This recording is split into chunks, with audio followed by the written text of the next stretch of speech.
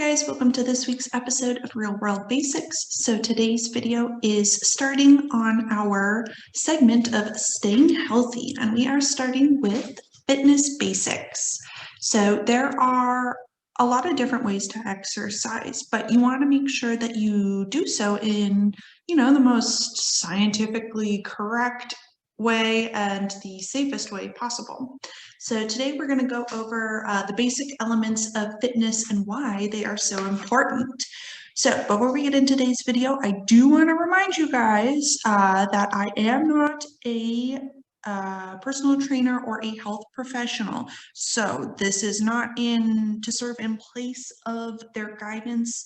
As always, you should always check with a health professional before starting a new fitness plan, or if you feel any weird symptoms or anything like that, you should always check with a doctor. So once you get into fitness basics, you want to start thinking about what your fitness goals are.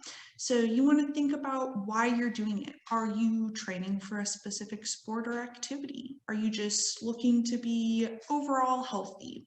Are you training for the aesthetic? Are you trying to look a certain way? The why behind your training will help you better understand the science and the mechanics you need to reach your goals. So before we get into the actual elements of fitness, I want to talk about your exercise intensity, because this is a really important foundation of fitness. The exercise intensity boils down to kind of your heart rate. So health professionals believe that a normal resting heart rate, so like your resting heart rate is when you're sitting and not doing anything. Your normal resting heart rate should be between 60 and 100 beats per minute. Really though, once you kind of start to get to like 90 beats per minute, that's kind of considered not great. And part of lowering your resting heart rate is by exercising more. Usually, the more fit you are, the lower your resting heart rate. Now, this is because your heart and circulatory system are pumping blood through your body more efficiently. Now, when you're exercising, though, your heart rate rises, and it will reflect how your body is operating during exercise. And we get into your maximum heart rate. So your maximum heart rate is the maximum rate your body can pump blood and beat during exercise. Like that's the highest heart rate your body can tolerate during exercise. And if you pass your maximum heart rate, then you are not in for a good time. To calculate your maximum heart rate, you subtract your age from 220. I have included a resource from the Mayo Clinic on exercise intensity in the description box with today's video. They've got a lot of really great information relating to heart rate and exercise intensity, so you should definitely check that out. But the American Heart Association recommends you find a target heart rate and a heart rate range. For moderate exercise intensity, you want to aim for maybe 50 to 70% of your maximum heart rate. And then if you're doing like really intense exercise, you want to aim for 70 to 85% of your maximum heart rate. The other part of exercise intensity is, how do you feel? Like, how do you feel during and after your exercise? Do you crash immediately after an intense workout? Do you have like a really hard time recovering from muscle soreness? Or do you like feel faint or ill during exercise? Or on the alternative, do you feel totally normal, like you didn't even work out? You want to take note of how you're feeling during and after exercise, because that may indicate that you need to adjust your exercise intensity.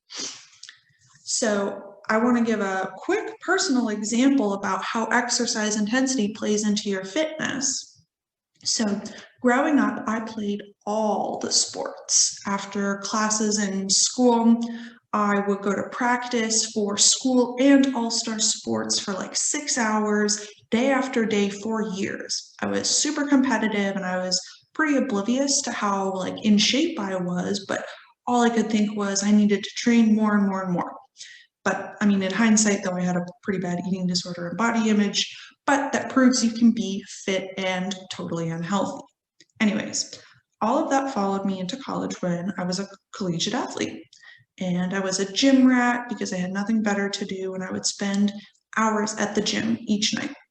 And when I stopped doing competitive sports, I bounced around between long distance running, kickboxing, powerlifting, dance, you name it. But in my early to mid 20s, I developed a heart arrhythmia and I was having a really bad time. So my doctors put me on medication to lower my heart rate. And when I tried to get back into the gym, I thought I could jump right back into my old style of training. And I was super frustrated because I couldn't reach the same level of exercise intensity that I used to, thanks to my medicine that was lowering my heart rate. And then when I pushed myself past my limit, my body revolted and physically couldn't handle it. And that was thanks to my heart arrhythmia. So your exercise intensity is going to change throughout your life. And every person has a different exercise tolerance, and that's okay. If you notice that you feel bad after intense exercise, it doesn't necessarily mean you need to keep pushing yourself. You should listen to your body when it talks to you and adjust your routine, and even consider talking to a medical or health professional when you don't feel good. So let's get into the core fitness elements. The first one we're going to start with is cardio. So cardio is your cardiovascular system, your heart, all of your veins pumping blood throughout your whole body. It is going to increase your heart rate and your breathing. So your lungs are also involved in cardio.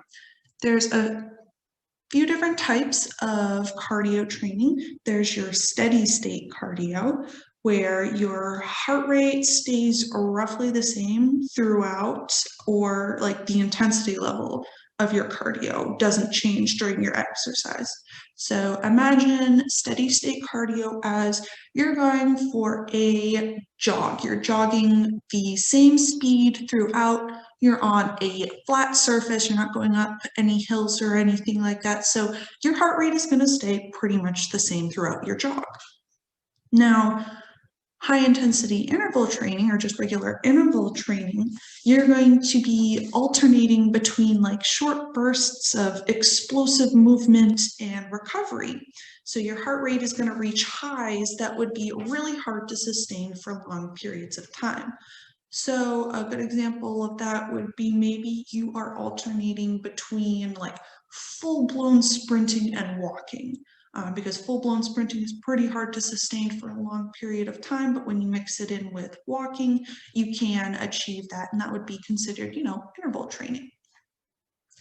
And cardio is usually associated with activities like running, riding a bike, or maybe using an elliptical, but you can reach what's considered your cardio heart rate zone that you can calculate using a heart rate calculator. But you can reach that zone by doing any activity that gets your heart rate up.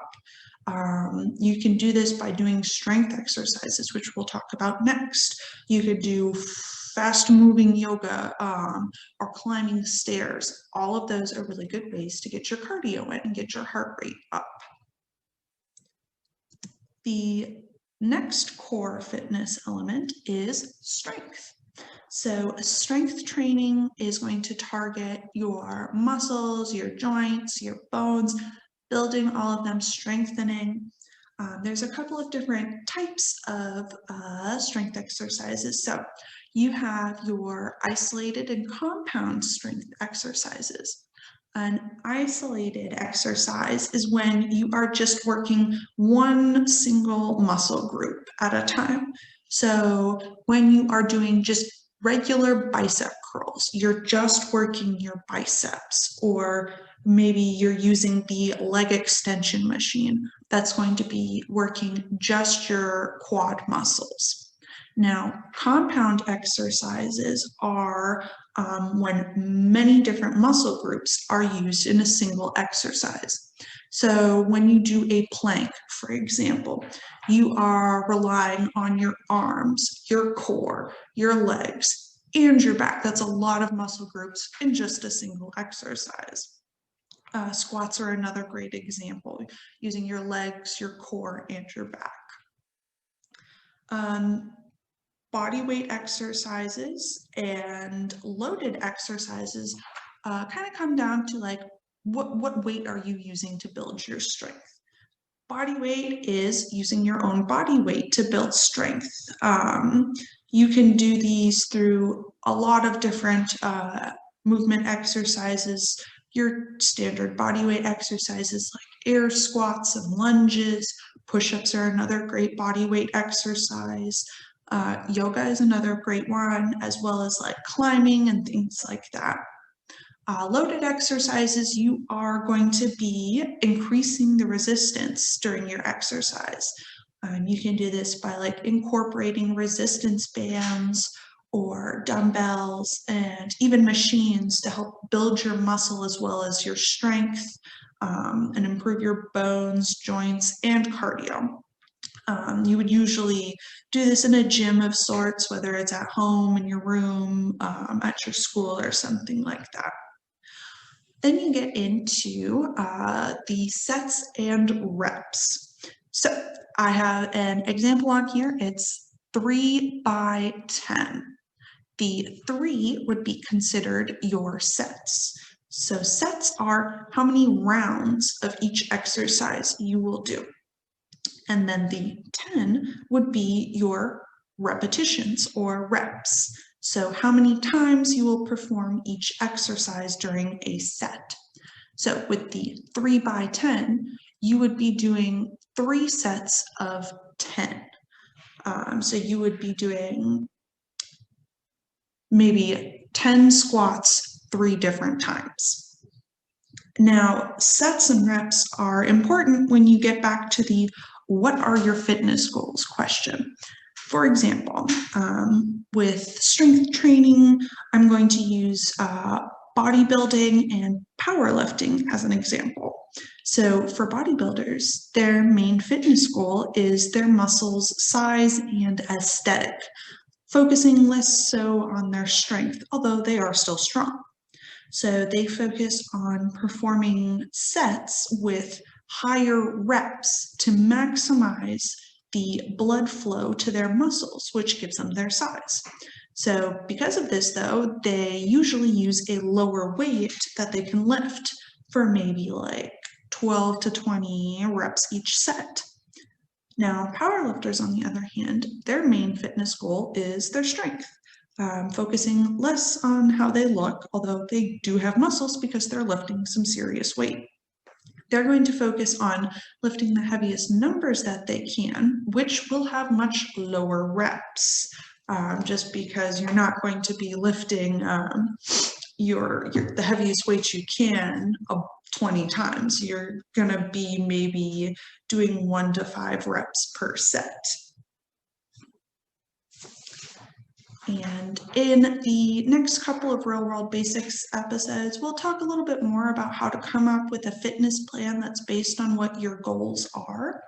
So don't stress about what sets and reps you need to do. I just want you to know what they mean, because you'll see them a lot once you get into doing research and reading about fitness online or in print. Now, flexibility is the third core fitness element. So flexibility is stretching that's going to lengthen your muscles, your tendons, ligaments, and just so you can achieve a greater range of motion. There are 2 different types of flexibility stretching. You have your static stretches, which are when you sit and hold a stretch for a period of time. And it's going to focus on like a single muscle, like when you are touching your toes, that's going to get like your hamstrings. Or maybe you're sitting in the butterfly position, that's going to do your hips. Dynamic stretches, on the other hand, are when you go through a full range of movement motion, like maybe doing arm circles or doing a full yoga sun salutations. You're going to be continuously moving, focusing on mobility of the whole area rather than just sitting and holding a stretch. Now, all three of these go together. So cardio, strength, and flexibility go together whether you actively do them or not. Let's think about the squat movement. So for strength, your squats require leg and core strength, regardless of if you're using body weight or loaded barbell. Cardio, squats are a whole body movement, and trust me, they will get your heart rate up like nothing when you start increasing the number of reps that you do. Flexibility. Squats require flexibility and mobility of the hips, knees, and ankles to achieve a full range of motion. So this is why it's important to incorporate all three elements in your fitness, regardless of your personal fitness goal, because you want to ensure that your body has the ability to safely and effectively exercise. So they all contribute to your overall health and wellness, so you don't want to neglect one area. So how do you learn more about fitness basics? Reading and research is key. Once you start thinking about what your fitness goals are, you can start to find print and electronic resources from professionals that have similar fitness goals as you. I did want to touch on finding these resources because just because a professional someone appears really in shape or they're really competitive in X, Y, and Z, that doesn't mean that they're a health professional. There are plenty of fabulous Instagram fitness influencers that are not health professionals. And there are some health professionals that do have social media and websites that are very valuable resources. But when you're looking at these resources, you need to look for credentials. Did they study health and fitness or anatomy and kinesiology or even biology in school? Are they a certified fitness trainer? Who are they certified with? And is it a legit certification? Or is it something that they just kind of clicked through online and paid a fee for and a certificate was emailed to them?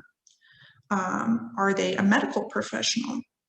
Do they provide sources or resources to back up their work?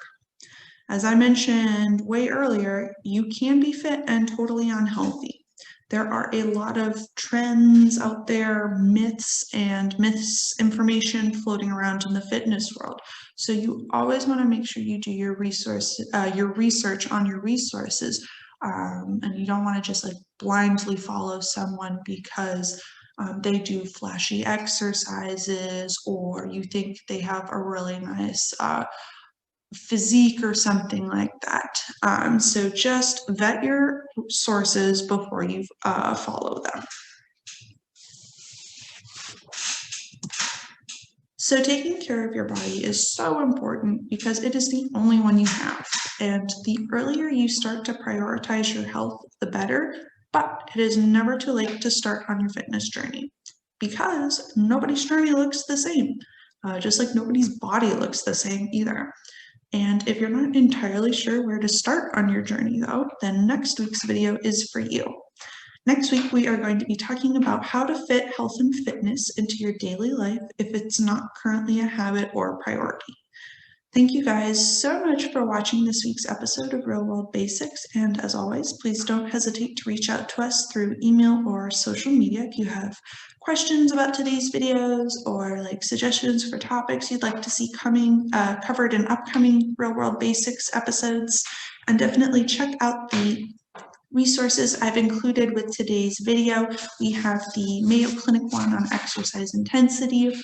I've found another one on myths about body mechanics. We've got foundational body movements as well as information on the different types of flexibility stretching. So that wraps up our final real world basics video of 2020, and I look forward to seeing y'all next year. Bye.